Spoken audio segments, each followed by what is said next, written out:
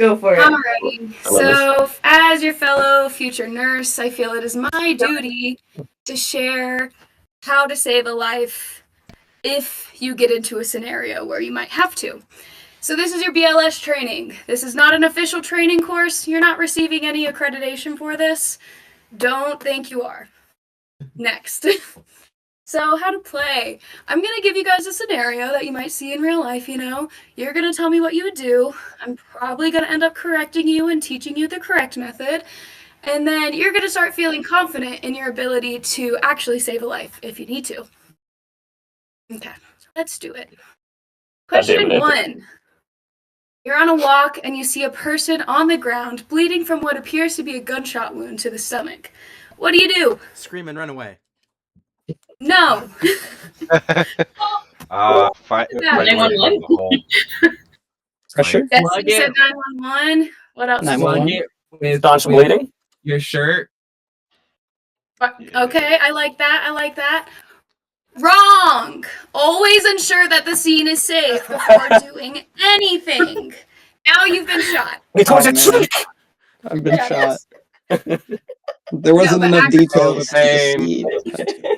I have been mortally wounded. You guys are I dead. will never trust Shae again. Blood. John is Blood.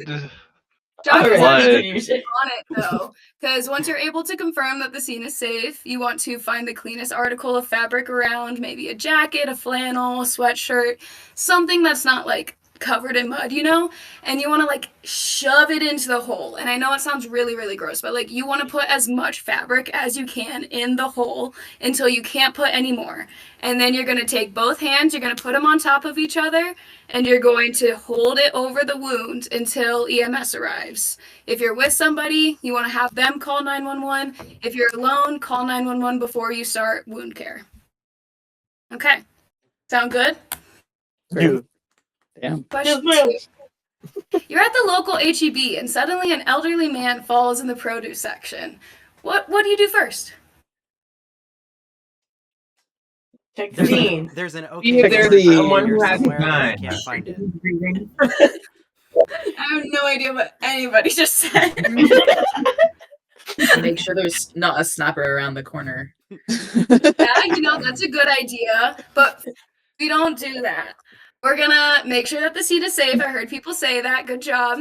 We're gonna make eye contact with the person, have them call 911. You can pick a secondary person to go find a worker and get the AED if they need shocking, and have them explain the situation.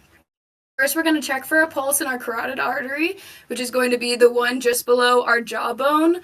And then we're going to check for no more than 10 seconds. We're going to watch the chest. We're going to listen for breathing. If there's no pulse, we're immediately beginning our chest compressions. Chest compressions, same method. You're going to put one hand over another, and then you're going to interlock your fingers.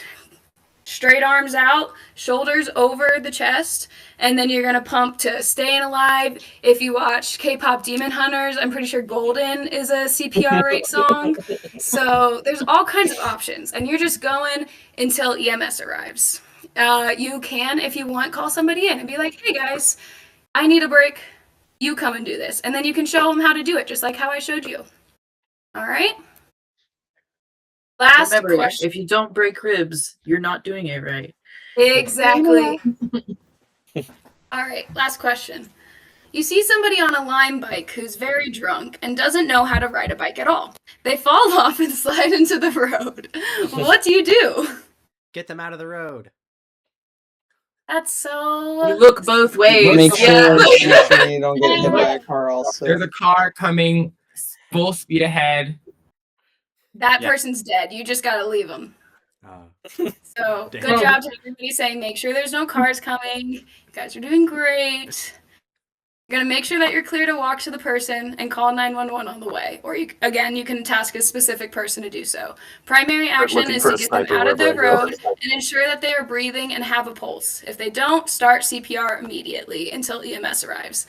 Then check for head, brain, and spine injuries if they do appear to have a broken neck or something and are having a lower cognitive ability, i.e. like not waking up to like a sternal rub or just not being able to really move at all, you're going to hold the back of their head, you're going to cradle it with your hands, and you're going to keep their head in line with their spine.